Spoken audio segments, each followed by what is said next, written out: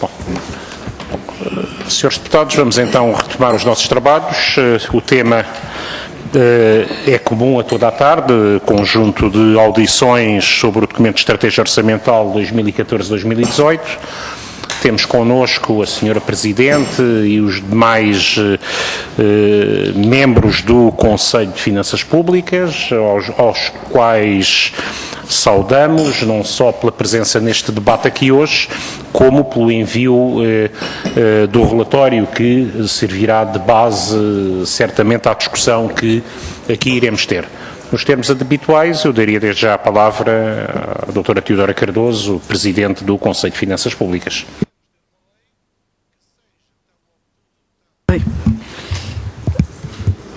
Muito obrigada. Já agora devo dizer que o professor von Hagen não estará presente porque, como houve uma mudança de datas, era completamente incompatível com outras atividades dele, mas em compensação temos connosco o professor Jorge Copitz, além dos membros residentes do Conselho. Como o documento já foi publicado há uma semana, eu não iria passar detalhadamente o conteúdo dele. Temos uma apresentação em PowerPoint que ficará à vossa disposição e, evidentemente, se houver questões a pôr sobre qualquer detalhe, nós poderemos recorrer a esse PowerPoint. Em contrapartida, parece mais útil pensarmos um pouco no que é ou no que deveria ser e para que é que deveria servir um documento de estratégia orçamental. Como sabem tão bem como eu, o DEL foi, durante o período da Troika, o substituto do que habitualmente eram os programas de estabilidade, a que regressaremos, em princípio, no próximo ano. O conteúdo, portanto, é semelhante, embora no caso do DEL até aqui, ele estava escudado, por assim dizer, no próprio programa negociado com a Troika. A partir do momento em que o programa de assistência financeira ficar finalizado, regressaremos, e este DEL, portanto, é um documento de transição, digamos assim, regressaremos a um documento mais de política económica interna. Nesse sentido, quer o DEL, quer o Programa de Estabilidade, deve ter por finalidade definir a estratégia da política orçamental numa ótica de médio prazo, e esse é o aspecto que o identifica melhor. Ótica é essa que deve, e estratégia é essa que deve assegurar o espaço orçamental indispensável à execução de políticas de estabilização sem prejudicar a sustentabilidade da dívida pública. Portanto, a designação de programa de estabilidade tem a ver essencialmente com isto. No caso da economia portuguesa, nós vimos que ela, ao longo de décadas, acumulou déficits orçamentais sucessivos. Desde 1974 nunca houve um orçamento equilibrado em Portugal, o que representou uma contradição com a lógica keynesiana que utiliza a política orçamental como instrumento de estabilização. Só que para isso é necessário que haja espaço para ter déficits quando a economia está em recessão, e para haver esse espaço é necessário que haja excedentes e que haja, portanto, capacidade de financiamento quando a economia está em crescimento.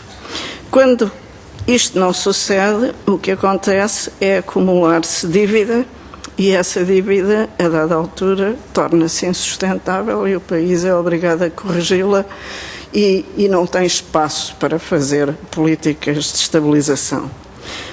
Esta lógica é, portanto, subjacente, ou deveria ser subjacente, à elaboração dos programas de estabilidade e também ao DEU, mas o DEU passou-se numa fase em que precisamente nós estávamos a ter que esquecer a estabilização por ausência de espaço orçamental. Ao terminar o programa, voltamos a poder pensar em termos de uma estratégia orçamental e ela precisa, no entanto, de ter em conta que os problemas não estão todos resolvidos, longe disso. Portanto, a necessidade de existência dessa estratégia mantém-se e essa estratégia continua a ter que ser muito exigente e muito duradoura, atendendo ao nível da dívida pública em que nos situamos. Para isso, uma estratégia orçamental deve assentar em medidas de consolidação, mas medidas de consolidação que agora devem ser compatíveis com os objetivos políticos que correspondem às próprias preferências do país, ou seja, objetivos de equidade e de crescimento da economia e do emprego. Agora temos que começar a pensar nesses termos e numa viragem que durante o período de ajustamento não havia espaço para isso. Além disso, numa pequena economia aberta como é a portuguesa, o seu crescimento depende muito da competitividade do setor produtivo e, portanto, a estratégia orçamental deve ser acompanhada de políticas estruturais que, favorecendo a competitividade, reduzam o esforço necessário para atingir os objetivos do orçamento. O que se espera de um DEU, portanto, ou de um programa de estabilidade, é a definição e o acompanhamento permanente dessa estratégia. Isto supõe a definição de medidas inseridas num programa global de política económica que cubram todo o período abrangido pelo DEU e que constituam uma orientação estável e credível para as expectativas dos agentes económicos, porque é dos agentes económicos que vão depender as decisões de investimento e poupança que permitirão atingir os resultados que se pretendem. O orçamento tem um papel, sobretudo, de orientação e de conseguir passar esta mensagem.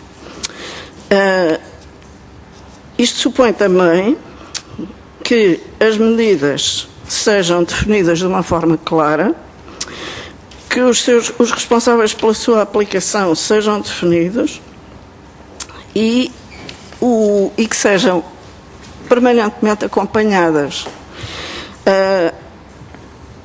Quando são abandonadas ou quando são alteradas, isso deve ser justificado. Porquê é que eu sublinho isto? Porque, precisamente na história dos nossos programas de estabilidade, eu diria que se isto aconteceu foi por exceção. Normalmente, o programa de estabilidade faz-se todos os anos, no ano seguinte faz-se outro. E o que é que estava no anterior, cumprido ou não cumprido, não é particularmente interessante. Agora, precisávamos efetivamente de mudar esse rumo e de ter efetivamente uma estratégia. Como é que o DEU de 2014-2018 se insere nestes princípios? Por um lado, ele representa um progresso relativamente às práticas anteriores, basicamente em duas coisas. Primeiro, inclui as medidas que o Governo prevê adotar no Orçamento de Estado para 2015, o que é uma diferença relativamente ao passado.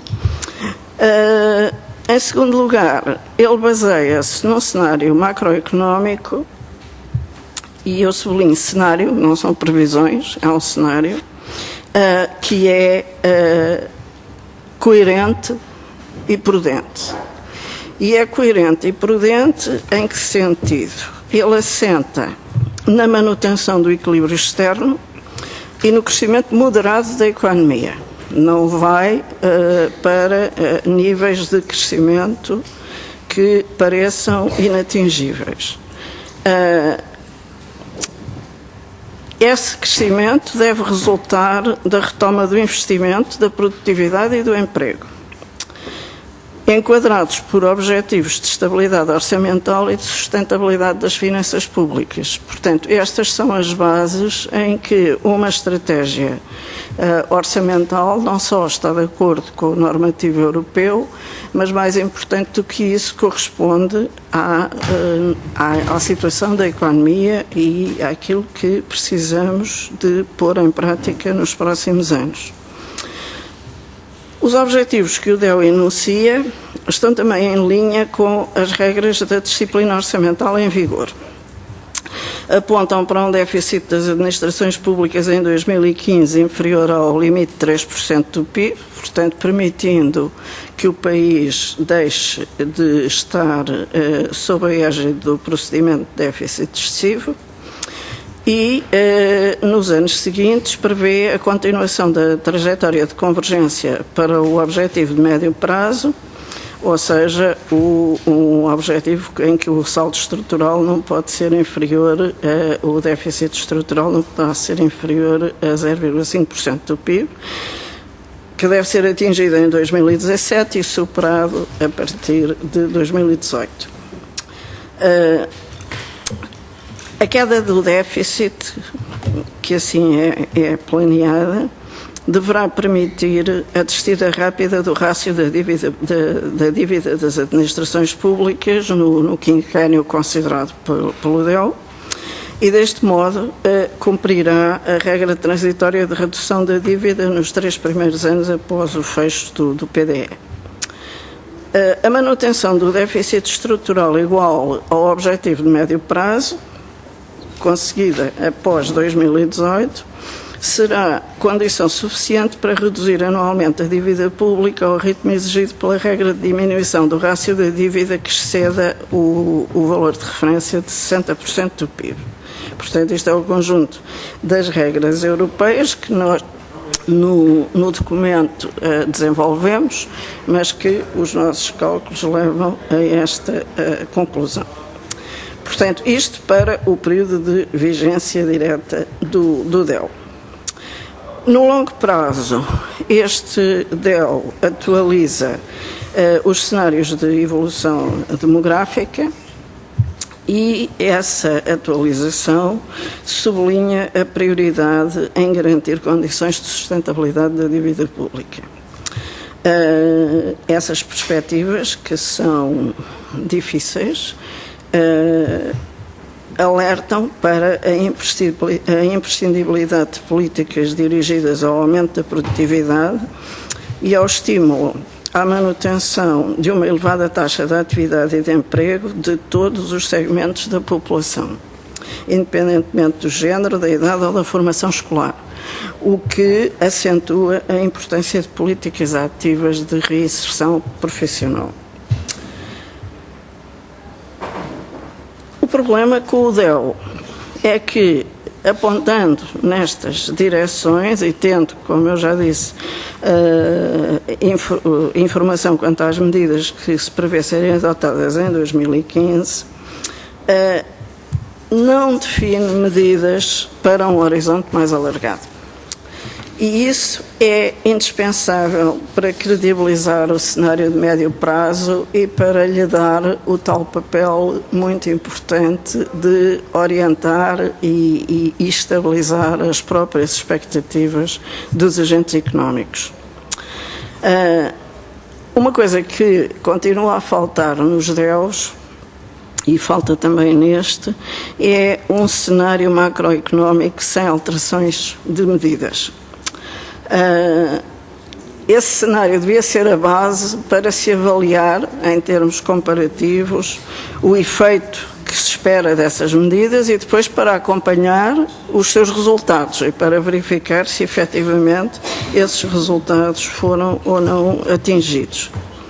Mas o DEO ainda não conseguiu produzir esse cenário.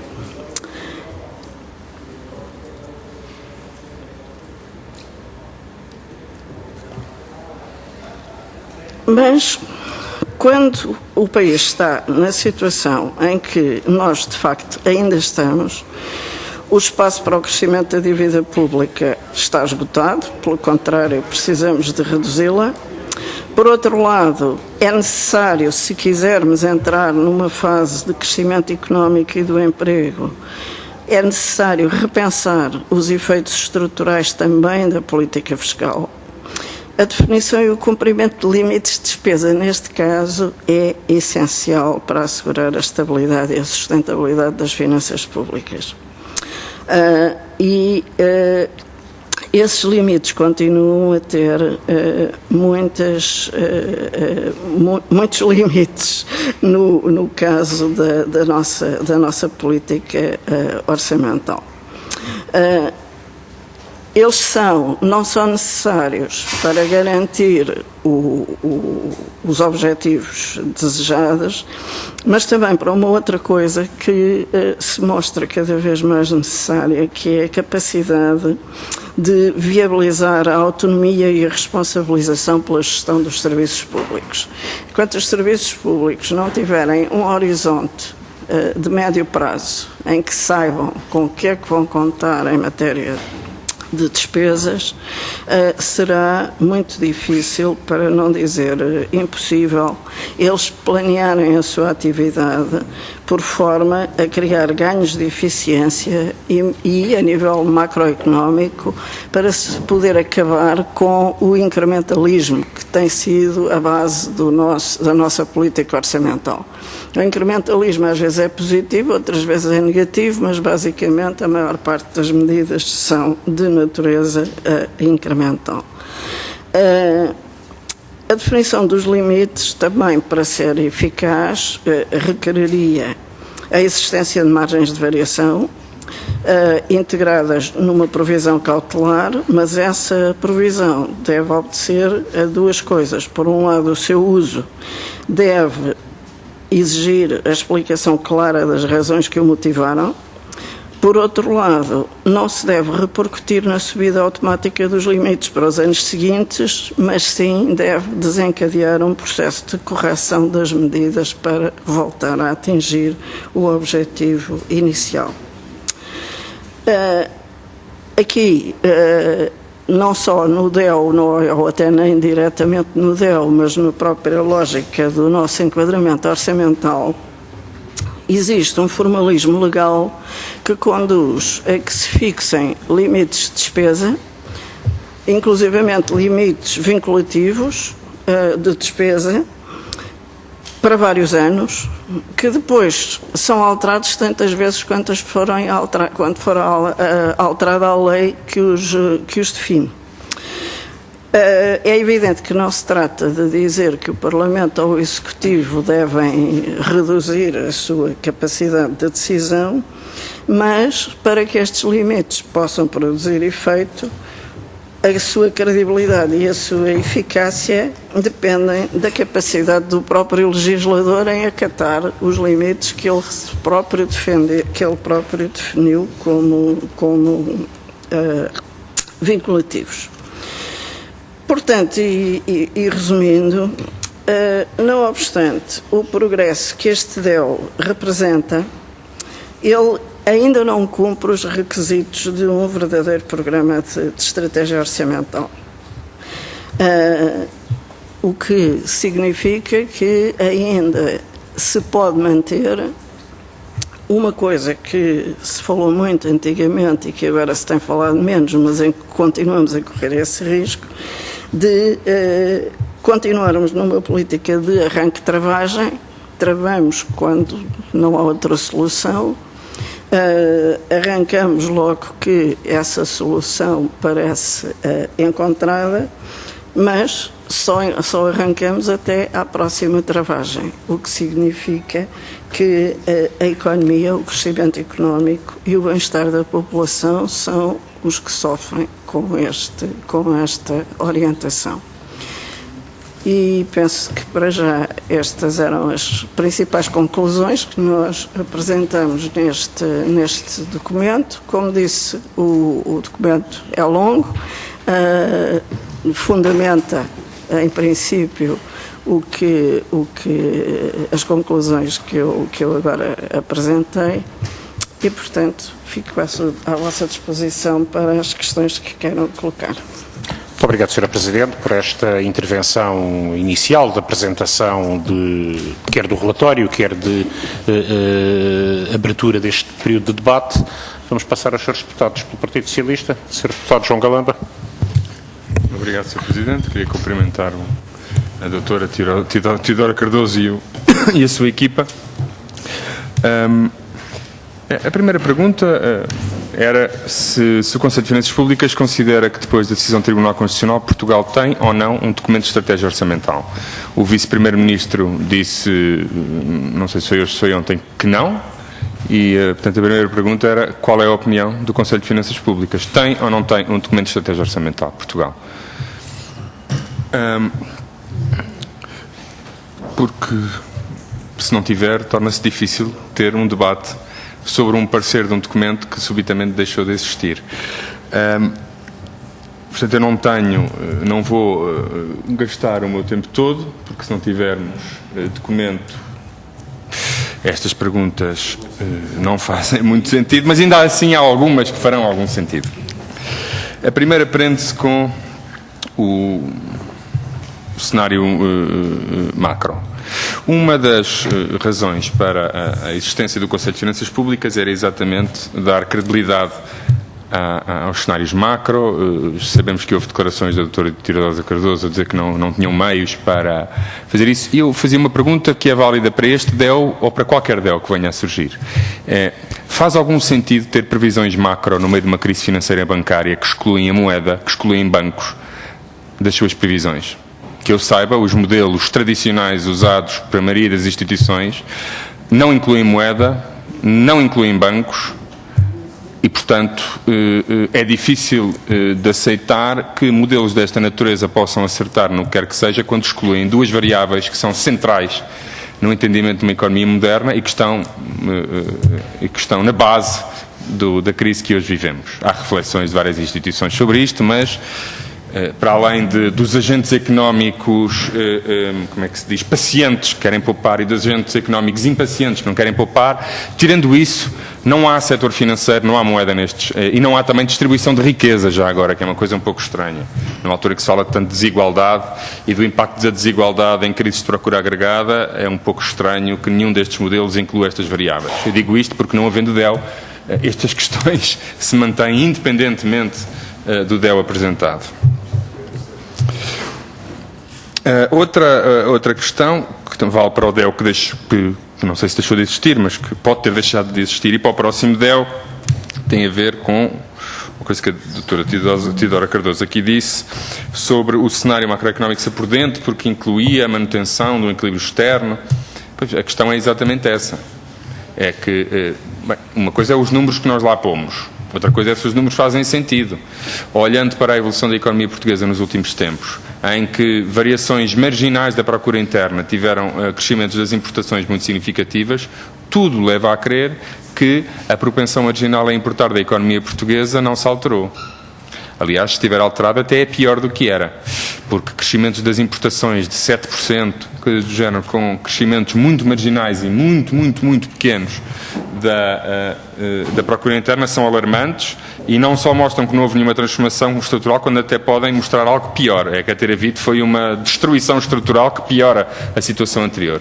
Era um comentário que eu pedia à doutora Teodora Cardoso ou qualquer outro membro da sua equipa, porque me parece que isto se mantém válido independentemente do DEO que apresentarmos. Houve destruição da procura interna, houve destruição do emprego, mas uma transformação estrutural que se tenha traduzido numa verdadeira, um aumento, ou uma redução, neste caso, de uma propensão marginal a importar por cada euro consumido na economia portuguesa, e sobretudo então quando olhamos para o crescimento do peso da refinaria de Sines na estrutura das exportações portuguesas, tem uma elevadíssima componente importada. Eu tenho muitas dúvidas que a economia portuguesa se tenha tornado menos dependente das importações e, portanto, e daqui se conclui que se o desemprego subitamente baixasse de 15% para 7%, lá voltaria o déficit externo que tínhamos antes do desemprego ter duplicado. Outra questão, que também é válida independentemente deste DEL ser ou não, se manter ou não, tem a ver com as exigências das nossas obrigações europeias. O Governo tem apontado para objetivos que transcendem o Pacto de Estabilidade e Crescimento. Portugal não está obrigado a ter um déficit das administrações públicas inferior a 3%, basta um déficit de 2,9%. Há documentos do think tank do ISEG, liderados por Paulo Trigo Pereira, que mostram que mesmo cumprindo todas as nossas obrigações europeias, ou seja, cumprindo o Pacto de Estabilidade e Crescimento e apontando para um déficit estrutural de 0,5%, e não abaixo dele, com um ajustamento de 0,5 ao ano e não o dobro, que é o que o Governo faz, nós poderíamos cumprir estritamente todas as nossas obrigações europeias, ter muito menos austeridade nos anos que se seguem e, como tal, sujeitar a economia portuguesa a doses menos violentas de austeridade, com benefícios evidentes para todos. Portanto, um comentário também do Conselho de Finanças Públicas sobre a viabilidade dessa estratégia, um pouco menos austeritária, cumprindo as nossas obrigações europeias. E por agora é tudo. Obrigado. Muito obrigado, Sr. Deputado. Pelo PSD, Sr. Deputado Afonso Oliveira. Obrigado, Sr. Presidente. Muito boa tarde, Sra. Professora Cristina Cardoso. Cumprimento a sua equipa também, aqui presente hoje, mais uma vez nesta comissão. Eu queria começar por fazer algumas considerações, mas previamente parece-me que é importante referenciar uma das afirmações que fez aqui no início desta audição, quando fez a sua apresentação, que é que este DEO é claramente, foi isso que eu percebi, é francamente melhor que os anteriores, há uma melhoria da informação e há uma mais especificação das medidas para 2015, o que é um dado francamente positivo. Deixe-me dizer que este documento, este DEO, 2014-2018, representa o compromisso do Governo com a sustentabilidade das contas públicas. Isso é dito também no relatório, de forma muito clara, e é dito no DEO e no relatório feito pelo Conselho de Finanças Públicas. E este compromisso faz-se no período pós-programa de ajustamento, que agora se conclui. Na apreciação global que o Conselho de Finanças Públicas faz no seu relatório sobre o DEO, é referido, e parece-me que bem, que este quadro pós-ajustamento confere uma especial importância à estratégia com os próximos anos. Refere, e vou citar o que diz o vosso relatório, caberá assegurar que a economia entre uma trajetória de crescimento estável e financeiramente sustentável, consentânea com o retorno da confiança dos cidadãos em geral e, em especial, dos investidores internos e externos. Claramente, esta afirmação traduz objetivos claros daquilo que se pretende para o DEO e para a economia portuguesa para os próximos anos. Nesta matéria estamos de acordo, mas quero aqui referenciar, porque parece-me da maior importância esta vossa referência.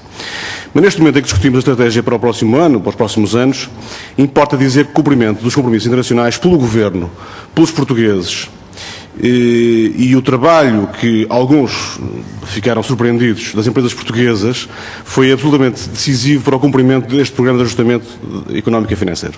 É importante referenciar isto, que é uma fase em que estamos a terminar o programa. Neste breve enquadramento, coloco-lhe a primeira questão. Considera o Conselho de Finanças Públicas, a professora Teodora Cardoso, que o cumprimento do memorando de entendimento, acho que é importante fazermos esta referência e esta afirmação, neste momento em que ele termina, e é o primeiro momento em que estão aqui nesta Comissão, com 12 avaliações positivas durante 3 anos e a disponibilização de 78 mil milhões de euros pelos nossos parceiros internacionais a Portugal para financiamento do Estado português, foram ou não decisivos para permitir que o Governo português implementasse um conjunto de medidas com vista à sustentabilidade das finanças públicas e à recuperação da nossa credibilidade internacional. Isto é um dado absolutamente fundamental que não podemos esquecer neste momento. Neste momento estamos no início de junho, estamos na fase final do programa. Eu perguntava-lhe que importância teve para o nosso país, para o futuro coletivo de Portugal, a assunção de medidas, sem dúvida, muito difíceis, que foram mais que discutidas ao longo de 3 anos, mas que permitiram recuperar a soberania de Portugal. Seria possível, outra pergunta que lhe fazia, recuperar a credibilidade, reduzir déficits orçamentais, pensar em sustentabilidade sem que tivéssemos assumido medidas de austeridade e de contenção da despesa pública? Será que era possível fazer um caminho que não traduzisse, digamos, um esforço coletivo dos portugueses, das empresas portuguesas, do governo português, conduzisse ao ponto em que chegamos neste momento? E a pergunta que eu lhe faço, ao contrário, se me permite, eu gostava de ouvir também a sua resposta. O que aconteceria se não cumpríssemos este programa de ajustamento? Quer dizer, eu acho que é importante que haja aqui uma percepção, porque senão há aqui uma certa esquizofrenia, não estou a falar aqui ao nível neste momento, mas ao nível do país, quando se discute estas matérias e parece que não se para um bocadinho para pensar e refletir o que aconteceria ao país se isto não fosse feito. se o trabalho não fosse desenvolvido, parece que vem sempre de fora os efeitos positivos. Mas se não fizéssemos o nosso trabalho, o que é que aconteceria? Refere o relatório, o vosso relatório, e cito também, permite-me citar, que acho que é importante referenciar rigorosamente o que lá diz.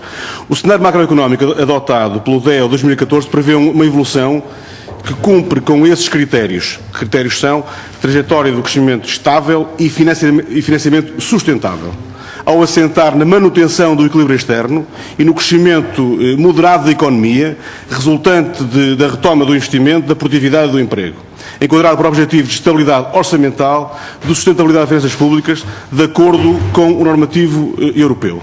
Fim de citação.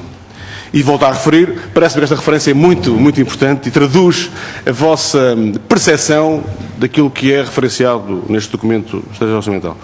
E volto a referir que uma evolução deste tipo foi viabilizada pelo duro programa de ajustamento, que permitiu o retorno ao equilíbrio externo e à criação de condições para a obtenção de um excedente orçamental primário em 2014.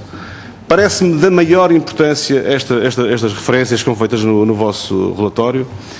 E sendo certo que não há nenhum governo, e estamos de acordo, que tenha prazer em adotar medidas de austeridade, nenhum governo em nenhuma parte do mundo tem prazer em aplicar medidas de austeridade, o nosso governo não queria fazer se não tivesse que fazer, e só o forte sentido de Estado, afirmo eu de forma clarinha, e a determinação levaram a fazer este processo. Eu perguntava à Sra. Professora Teodora Cardoso o seguinte: o programa de ajustamento, a redução de déficits orçamentais, a criação de excedentes, são ou não absolutamente decisivos para permitir que Portugal entre nesta nova fase mais adequada à realidade, mais sustentável? Quer dizer, o caminho que se fez de melhorar todos estes indicadores macroeconómicos que foram importantes para colocar o país no estado em que chegou hoje, são ou não são decisivos para o nosso futuro? O relatório, nas suas conclusões, deixa muito clara a opinião do Conselho de Finanças Públicas quanto ao DEO e quanto ao caminho que tem que ser seguido. E permite-me novamente que cite o relatório. Os objetivos orçamentais, diz o relatório, traçados no DEO 2014, são adequados ao estado das finanças públicas e da economia. A necessidade de prosseguir na rota de consolidação orçamental e de continuar a melhorar os resultados alcançados durante a vigência do programa de assistência financeira é indiscutível. É indiscutível. Ainda bem que o Sr. Deputado Paulo Sá estava a ler comigo, porque é rigorosamente o que diz no relatório, portanto não há aqui nenhuma dúvida. Ora, fica clara a adequada opção do Governo, quer quanto aos objetivos, quer quanto aos resultados que se pretende alcançar. Eu acho que era importante haver aqui também uma referência e um comentário que eu lhe pedia à Sra. Professora em relação a esta vossa afirmação, que me parece da maior importância e que reafirma claramente, sem margem para dúvidas, o trabalho que tem sido desenvolvido, sem sombra de dúvidas que às vezes as coisas não correm bem, isso não temos dúvida, a vida é assim, mas o objetivo que pretendemos alcançar tem sido conseguido. Relativamente ao cenário macroeconómico, é referido no vosso relatório que o cenário macroeconómico apresentado parece equilibrado e razoavelmente prudente, sem enviesamentos aparentes, embora comportando riscos que importa ter em conta. Os dados apresentados estão globalmente em linha com as mais recentes previsões da OCDE, da Comissão Europeia, do FMI e do Banco de Portugal. Já agora deixe-me fazer um comentário. Nós ouvimos anteriormente o Conselho Económico e Social e realmente a referência que é feita não coincide com esta referência. Eu já agora também gostava de ouvir a opinião, não quero aqui entrar em pareceres diferentes, mas há uma observação claramente diferente desta. E esta aqui é muito, muito clara em relação à vossa percepção. Portanto, gostaria que a doutora Teodora Cardoso abordasse este aspecto da importância de trabalharmos sempre sobre cenários claros, inequívocos, rigorosos, para que se construam as projeções face, digamos, a esta realidade. Sr. Presidente, eu de repente não reparei que o tempo estava a esgotar-se, mas vou terminar já. Mas termino rapidamente perguntando à professora Teodora Cardoso, falou aqui na sustentabilidade da dívida pública. Eu gostava que fizesse referência a esta matéria. Isso é muito referenciado no vosso relatório. É importante que tenhamos percepção que o Governo e a discussão sobre esta matéria tem sido uma discussão que tem existido. deixe-me dizer-lhe que já não é de agora, não é destes últimos 3 anos, de vários anos, e não é esta bancada que vão atirar, não é ninguém que vai dizer esta bancada do PSD, que não andou muitos anos a falar sobre a questão da dívida pública, e, portanto, esta questão é uma questão central, não temos relação a isso nenhuma dúvida. Mas a questão é que houve, e o comentário que eu gostava de lhe perguntar era o seguinte: houve um trabalho desenvolvido durante este período, durante 3 anos, houve um trabalho desenvolvido de redução, não foi possível reduzir a dívida pública, mas o crescimento tem sido um crescimento mais lento, portanto tem sido, o caminho é para reduzir, a projeção no DEO é para já, a partir dos próximo ano, 2 anos, haver já início da redução da dívida pública. Eu gostava que falasse um pouco sobre esta matéria e se há ou não há, nas medidas assumidas no DEO e no trabalho desenvolvido a este nível, uma clara preocupação com a redução da dívida pública, que é uma matéria central e importante para o futuro de Portugal. Obrigado. Muito obrigado, Sr. Deputado. Pelo CDS-PP, Sra. Deputada Cília Meireles. Muito obrigada, Sr. Presidente. Eu queria, em primeiro lugar, cumprimentar o Conselho de Finanças Públicas, na pessoa da Sra. Professora Teodora Cardoso e da restante delegação que a acompanha, agradecer-lhe o parecer e estas palavras que nos dirigiu sobre o DEO. Eu creio que não nos cabe a nós aqui nesta sede entrar em polémicas sobre a constitucionalidade ou inconstitucionalidade desta ou daquela medida, mas em todo o caso a verdade é que este DEO, que aliás é para o horizonte 2014-2018, prevê a aplicação neste ano de medidas que foram declaradas inconstitucionais, de medidas sobretudo do lado da despesa, e portanto parece-me óbvio que aquilo que eram os cenários traçados, se não houver medidas substitutivas, presumivelmente do lado da receita, o que também alterará todos os cenários, parece-me óbvio que estes cenários estarão comprometidos, não só para este ano, como também para os anos seguintes, porque a maior parte destas medidas previa a sua aplicação perene no tempo. Bom, mas em todo o caso,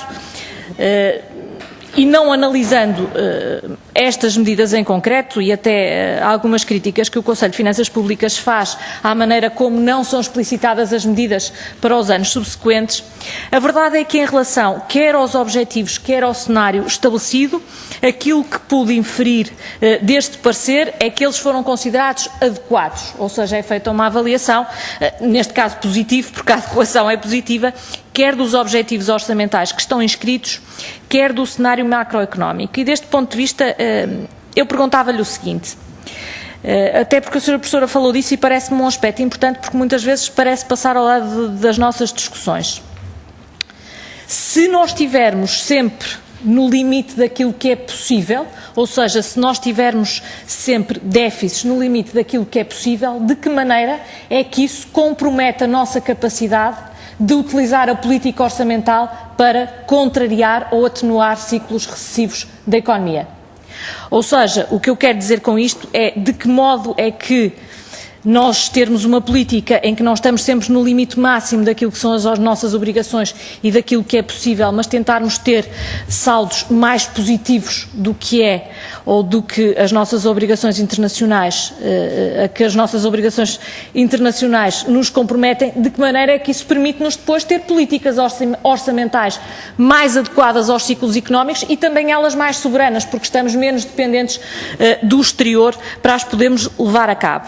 E em segundo lugar, e em relação ao cenário macroeconómico, e porque com a análise dos dados deste primeiro trimestre em que há um claro crescimento homólogo, mas que não revelaram crescimento face ao trimestre anterior, de que maneira lhe parece que isto afeta ou não aquilo que é, ou aquilo que são as previsões de crescimento económico para este ano? E isto é particularmente importante porque a verdade é que nós saímos de vários anos em que não houve qualquer contributo do crescimento económico, muito pelo contrário, para a consolidação orçamental e, portanto, esta matéria é particularmente sensível e importante.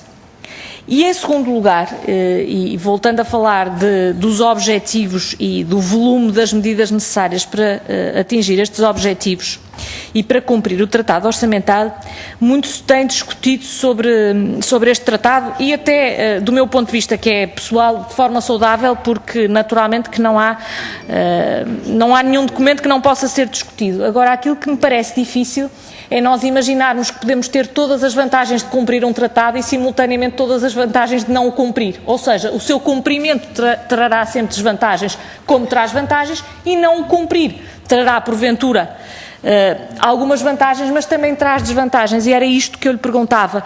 É sempre difícil fazer a história contrafactual, mas, ou previsões desta natureza, mas o que eu lhe perguntava é, de um ponto de vista imediato, quais seriam as consequências do não cumprimento do Tratado Orçamental, de Portugal assumidamente dizer não cumprimos e ponto final, parágrafo. E em terceiro lugar, a questão da pública já foi colocada e é também uma discussão recorrente na opinião pública portuguesa sobre a sua sustentabilidade ou não. Eu tirei a conclusão, mas naturalmente peço que me corrijam se estiver errada, de que o Conselho de Finanças Públicas considera a dívida sustentável, mas em todo caso eu perguntava como é que avaliam a sua trajetória e como é que nós podemos, obviamente, começar a inverter a trajetória crescente da dívida pública. E fazia uma última pergunta também sobre consequências, porque muitas vezes fala-se da solução de pura e simplesmente não pagar os juros da dívida. E, naturalmente, que seria simpático a um país que tem extraordinárias dificuldades em encontrar receitas para pagar as suas despesas, seria simpático se nós pudéssemos pegar naquilo que é a despesa do Estado, tirar-lhe uma parte, que são os juros da dívida, uma parte dos juros da dívida, e pura e simplesmente deixarmos de ter aquele encargo. O que eu lhe perguntava é se isto não teria nenhuma consequência, ou seja, do ponto de vista, quer daquilo que é o funcionamento regular da economia, porque me parece que manifestamente aqui o não pagamento terá efeitos económicos e efeitos económicos fortes, que efeitos teria, e depois, até do ponto de vista de um país em que se prevê que terá este ano um saldo primário positivo, mas que teve sempre nos anos passados saldos primários negativos, o que é que significa, pura e simplesmente, não pagar os encargos da dívida? Obrigada. Muito obrigado, Sra. Deputada. Pelo PCP, Sr. Deputado Paulo Sá. Obrigado, Sr. Presidente. Começo por cumprimentar a Sra. Presidente do Conselho de Finanças Públicas e a sua equipa e começar por dizer que no documento de estratégia orçamental para 2014-2018 o Governo defende a continuação da chamada conciliação orçamental, ou seja, da política de empobrecimento que foi seguida nos últimos 3 anos no âmbito do memorando da Troika. O Conselho de Finanças Públicas subscreve esta opção ideológica do Governo, afirmando logo na introdução de parecer aquilo que já foi dito aqui, mas eu vou ler novamente, e cito: a necessidade de prosseguir na rota de conciliação orçamental é indiscutível. Obviamente que não é indiscutível, e residindo a soberania no povo e não nos mercados e nos seus representantes, é natural que o povo em qualquer momento possa definir o que é que pretende relativamente a estas trajetórias, ou seja, discutir se quer isto ou se não quer isto. Pelo menos é o nosso entendimento do que é democracia, a soberania reside no povo e o povo tem todo o direito de discutir estas questões. Mas a professora Teodora Cardoso, na sua intervenção, e aliás o relatório do Conselho de Finanças Públicas, não fala das pessoas. Não fala das pessoas e é necessário, neste momento, lembrar as consequências desta política que o Conselho de Finanças Públicas subscreve na vida das pessoas. E vou lembrar-lhe que nos últimos 3 anos, no âmbito do programa da Troika, se destruíram 500 mil de postos de trabalho. 600 mil portugueses foram lançados na pobreza. Mais de 200 mil portugueses foram forçados a emigrar.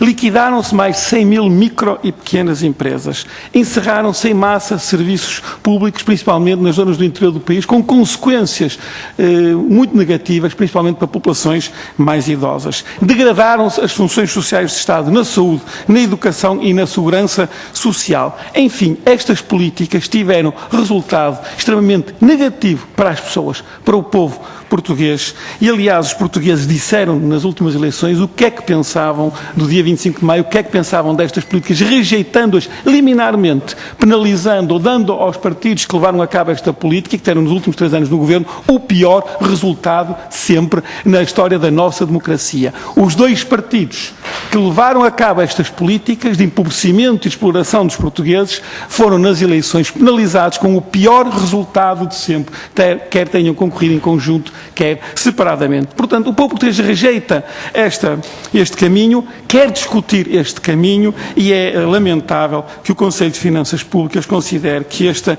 rota de conciliação orçamental, na linha daquilo que tem sido o memorando da Troika, é indiscutível.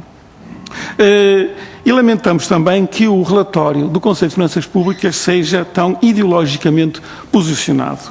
tem uma posição vincadamente ideológica de apoio às políticas de empobrecimento levadas a cabo pelo Governo, e isso não nos surpreende porque, como sabem, em 2011, em agosto de 2011, quando discutimos a criação do Conselho de Finanças Públicas, o Partido Comunista Português opôs-se à criação deste órgão e na altura alertamos e lembrava o que foi dito na altura em plenário, e é público: o Conselho de Finanças Públicas, não tendo qualquer legitimidade democrática, procurará impor, com os seus relatórios ideologicamente posicionados, escolhas políticas que só aos portugueses e aos seus representantes democraticamente eleitos compete fazer.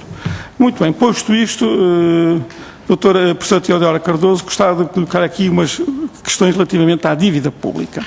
No seu relatório, o Conselho de Finanças Públicas reconhece que a dívida pública só terá uma trajetória descendente se continuar a agravar a política de empobrecimento. Não é disto desta maneira, mas é a conclusão que se tira quando se lê com atenção, como nós lemos o relatório. Vejamos então. O Conselho de Finanças Públicas faz uma análise de sensibilidade da trajetória da dívida pública à variação da taxa de crescimento do PIB, à variação da taxa de juro implícita e ao saldo primário, concluindo que é este último fator que influencia decisivamente a evolução futura da dívida. Na página 35 é apresentado um gráfico, o gráfico 17, que mostra que se não houver ajustamento adicional, a dívida não diminui. Mais concretamente, se o saldo, é o que se diz no relatório, se o saldo primário em 2015 e anos seguintes for igual ao 2014, então o rastro da dívida em relação ao PIB não diminui, ou seja, a dívida não é sustentável. Conclui o Conselho de Finanças Públicas, e também está escrito no relatório, que é necessário continuar o esforço de consolidação orçamental, aumentando significativamente os excedentes primários. Continuemos então. Doutora Teodora Cardoso, como é que foram reduzidos os déficits primários nos últimos 3 anos? À custa de duríssimas medidas de empobrecimento dos portugueses, através de cortes nos salários, nas pensões e nas prestações sociais, através de um brutal saque fiscal dirigido aos rendimentos dos trabalhadores, através do encerramento de inúmeros serviços públicos, privando as populações desses serviços, com consequências particularmente gravosas nas regiões do interior do país, através do ataque às funções sociais do Estado, na saúde, na educação, na segurança social. E depois de tudo isto, eu não fiz uma enumeração exaustiva, qual é o saldo primário previsto pelo Governo para 2014? Apenas 0,4%, mais 0,4%. Agora, imagine-se, agora, o nível de empobrecimento que seria necessário impor aos portugueses para atingir excedentes primários superiores a 4% do PIB, como aqueles que o Conselho de Finanças Públicas considera na sua análise. Em suma, o próprio Conselho de Finanças Públicas reconhece no seu relatório, e recolhendo todos estes dados que estão dispersos, que a dívida só é sustentável, ou seja, só diminuirá, só terá uma trajetória descendente e atingirá os 60% do PIB, se em 2015 e nos anos seguintes se impuserem saldos primários muito superiores àqueles que estão neste momento, que foram atingidos neste momento, e isso implica medidas de empobrecimento dos portugueses que nem sequer conseguimos imaginar. E, portanto, o que se defende com a continuação desta política, o que se defende com a afirmação de que a dívida é sustentável, é que ela é sustentável à custa de um empobrecimento inimaginável. E se não fosse assim, gostaria que o Conselho de Finanças Públicas, através da sua Presidente, pudesse informar como é que se consegue saldos primários de 4, 5% e nos próximos 20, 30 anos, de forma a reduzir a dívida pública para 60% do PIB, sem impor essas medidas que são apresentadas no DEO de empobrecimento extremo dos portugueses. Relativamente ao período em que se defende a vigência deste empobrecimento, o Presidente da República, sabemos, fez uns cálculos e chegou à conclusão que seria preciso continuar a esmagar os portugueses com austeridade até 2035. Na semana passada, o Banco de Portugal publicou um relatório onde aponta 2049 como o ano em que a dívida atingiria 60% do PIB, e o Conselho de Finanças Públicas também fez os seus cálculos e obteve o ano de 2042. Pequenas diferenças à parte, todos, o Governo, o Banco de Portugal, o Conselho de Finanças Públicas, defendem a continuação desta política de 1% por mais umas décadas. E a justificação é a necessidade de diminuir a dívida pública para 60% do PIB, e usam a alegada sustentabilidade dessa dívida como pretexto, ano após ano, para imporem políticas contrárias aos interesses dos portugueses. O Conselho de Finanças Públicas, na página 37, apresenta um gráfico 19 sobre a evolução, a trajetória da dívida. Eu gostava de lhe apresentar aqui, mostrar um gráfico que foi preparado pelo OTAU, que já tenho mostrado várias vezes, que é a trajetória real da dívida pública e as sucessivas previsões, desde 2003 até a mais recente, abril de 2014, sobre a trajetória futura da dívida. O gráfico 19 da página 37 do Conselho de Finanças Públicas também poderia aparecer aqui. O que é comum a todas estas previsões, com as linhas coloridas, é que todas elas previam que logo ali ao virar da esquina a dívida ia começar a ter uma trajetória descendente. E o que é comum a todas é que todas falharam. A dívida não só não diminuiu, como cresceu de forma imparável. Mas ao longo de todos estes anos, a diminuição da dívida, sempre ali ao virar da esquina, foi utilizada como pretexto para impor medidas de empobrecimento e exploração dos portugueses. E eu pergunto, doutora Teodora Cardoso, qual é a credibilidade deste tipo de gráficos, se há mais de 10 anos todos os gráficos apresentados pelos sucessivos governos falharam todos e a trajetória da dívida nunca foi descendente, foi sempre ascendente. E, portanto, perguntava-lhe também que credibilidade é que nos pode merecer o gráfico apresentado pelo Conselho de Finanças Públicas na página 37. E nós dizemos que nenhuma, como nenhum destas previsões tinha credibilidade. Na realidade, sabemos que a dívida pública é impagável, não é possível pagar esta dívida pública, mas a conversa da sustentabilidade serve apenas como pretexto para, ano após ano, ir justificando a imposição de medidas de austeridade que esmagam os portugueses. Muito obrigado, Sr. Presidente. Muito obrigado, Sr. Deputado. Sr. Deputado João Galamba, para que efeito? Esqueci-me de fazer uma pergunta, só para não fazer uma segunda ronda, é um segundo, se os outros partidos não se importarem. Brevemente. É muito rápido. Tem sido dito que as decisões do Tribunal Constitucional destruiriam a credibilidade do país. Eu gostava que o Conselho de Finanças Públicas comentasse o facto de, hoje é terça-feira, segunda e terça, não ter havido qualquer alteração nos juros de dívida pública, que, se não me engano, tenho aqui o gráfico da Bloomberg, que subiram de 3,62 para 3,63, tendo-se mantido estáveis. Aliás, hoje, agora, a última dado que tenho é que até baixaram um pouco. Um comentário do Conselho de Finanças Públicas a isto contraria um pouco o catastrofismo e os discursos apocalípticos que temos assistido, infelizmente, no nosso país nos últimos tempos, sobre as alegadas consequências das decisões do Tribunal Constitucional. Muito obrigado. Muito obrigado, Sr. Deputado. Devolvo a palavra à Sra. Professora Teodora Cardoso para responder, comentar as intervenções que foram feitas.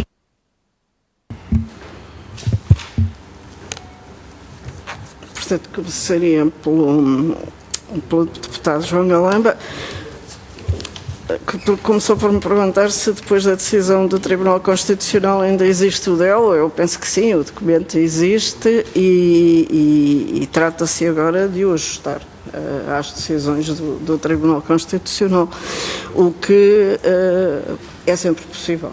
Portanto, não vejo que haja aí uma negação da existência do documento.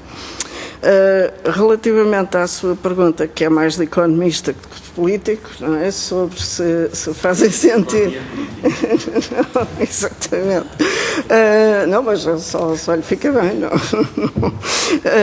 Sobre se faz sentido fazer previsões que excluem moeda e bancos, como sabe, é um tema que é altamente discutido hoje em dia. Cada vez mais se está, apesar de tudo, a incorporar a moeda e bancos nas previsões.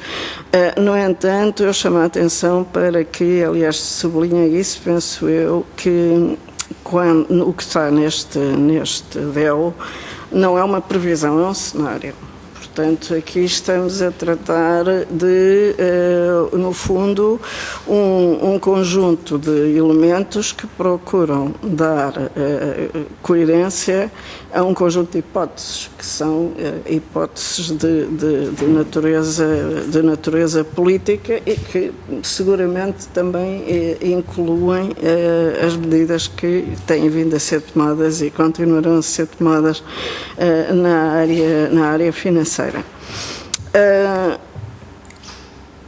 Pergunta se os números fazem sentido, a questão da propensão a importar.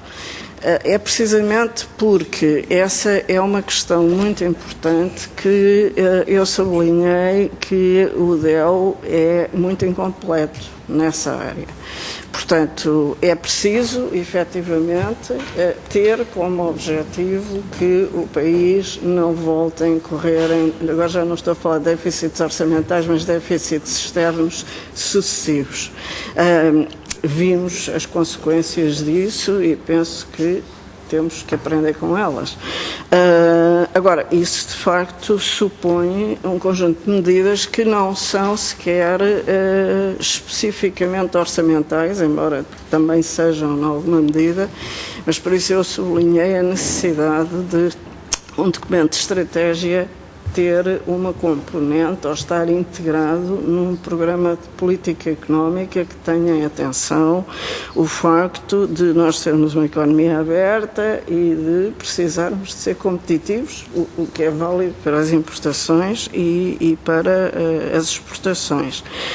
Isto também significa que uma política que meramente se proponha aumentar a procura interna sem se preocupar com isso não vai ser bem sucedida. Portanto, há aqui uma análise que tem que ir mais fundo. Quer dizer,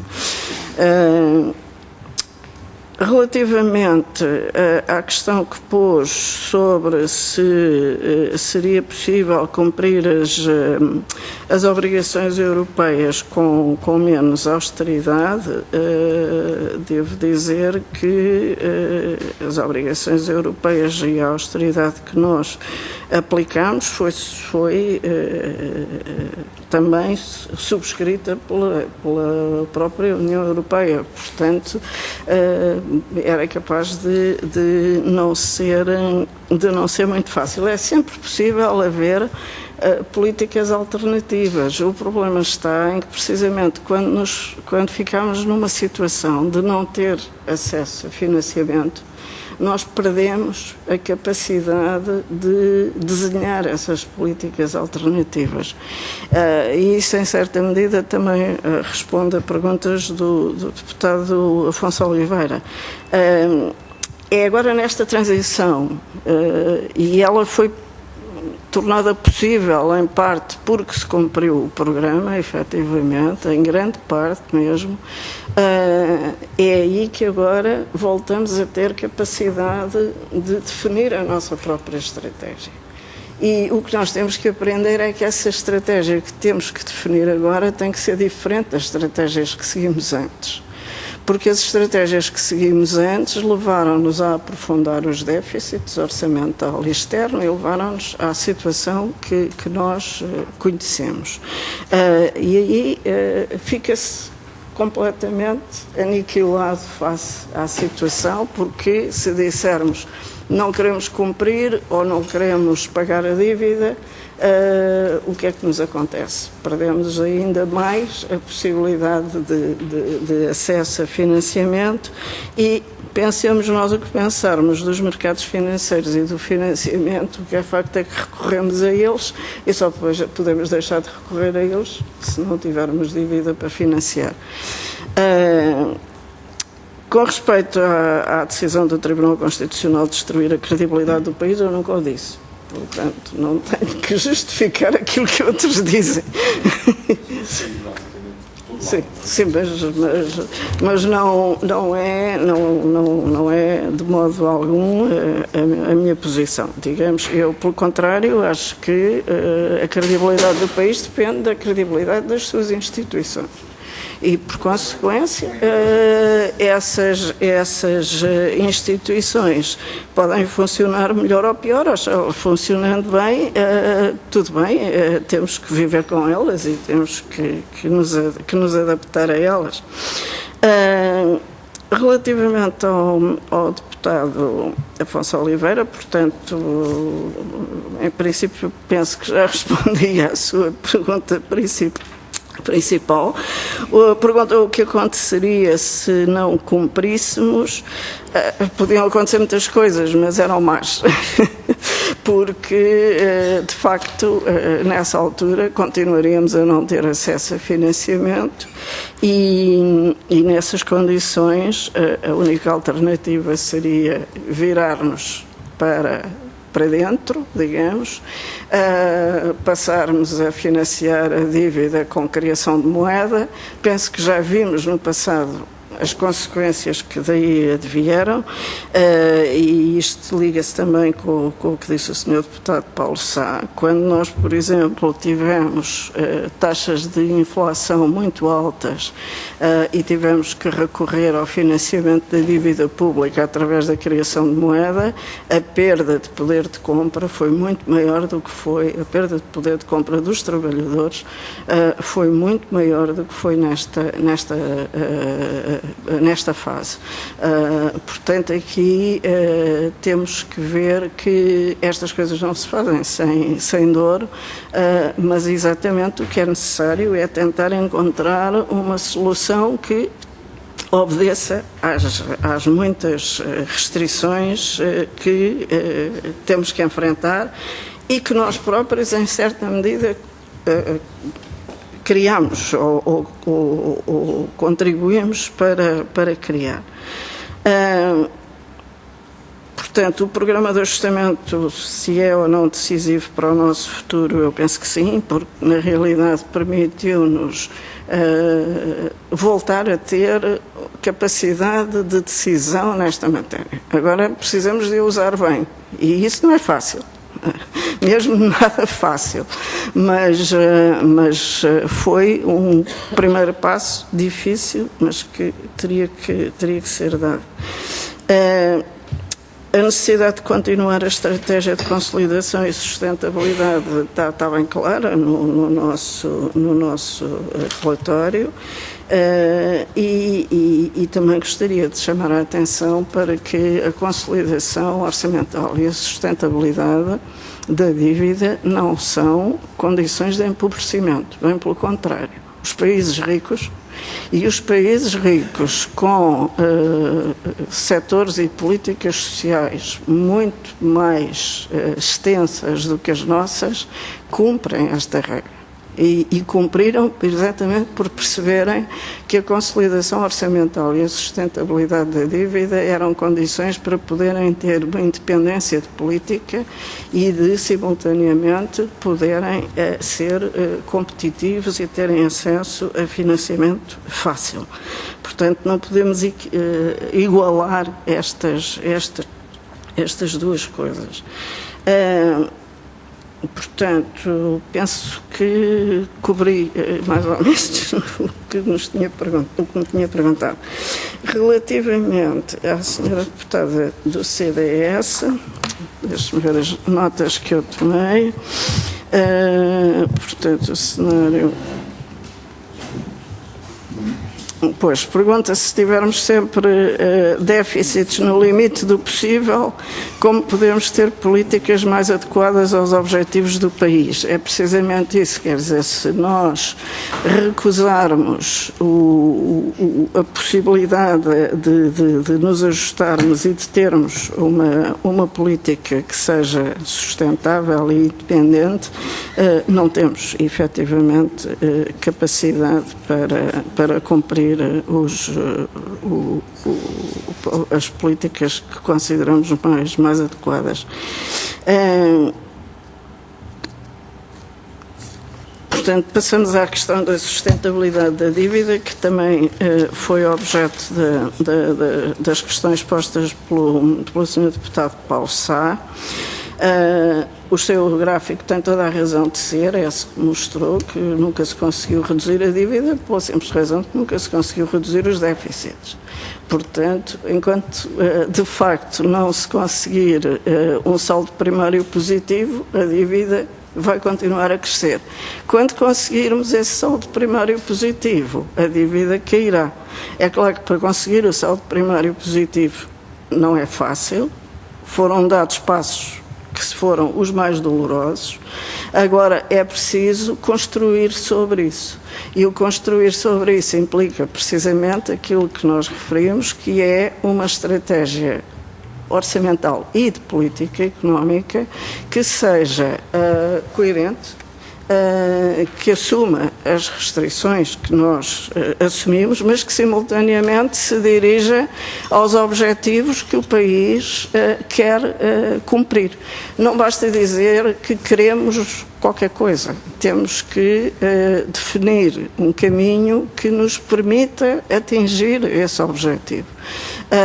E essa parte é realmente a parte que implica um programa de política económica. Volto a dizer, não é um programa de empobrecimento. A consolidação orçamental não é de todo igual a empobrecimento. O que foi uma questão de empobrecimento foi exatamente o contrário. Foi o termos chegado a uma situação completamente desastrosa por nunca termos feito consolidação orçamental no passado.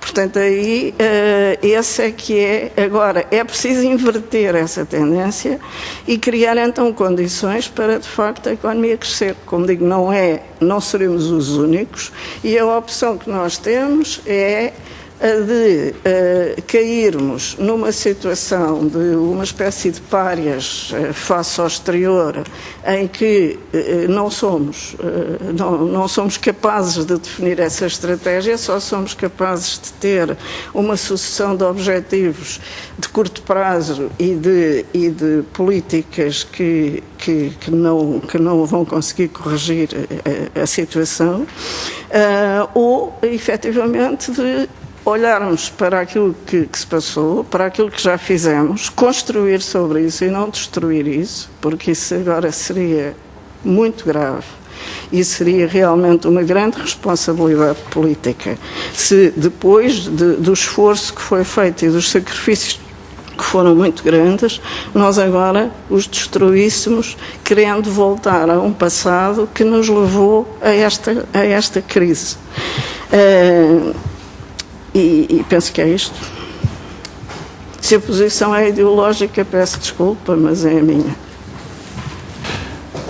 Muito obrigado, Sra. Presidente do Conselho de Finanças Públicas. Eu não registro nenhum pedido de ronda adicional, pelo que me cumpre, em nome da Comissão, agradecer o contributo do Conselho de Finanças Públicas para o debate do documento de estratégia orçamental. Há um conjunto de questões de enquadramento que foram referidas, quer pela Sra. Presidente, quer no debate, ao qual certamente a Comissão estará atenta, mas para já concluímos as audições que estavam programadas e o próximo passo é o debate em plenário da Assembleia da República no próximo dia 12. Agradeço a colaboração valiosa que, mais uma vez, o Conselho de Finanças Públicas deu aos nossos trabalhos. Bom, e até breve. Estão encerrados os trabalhos também por hoje.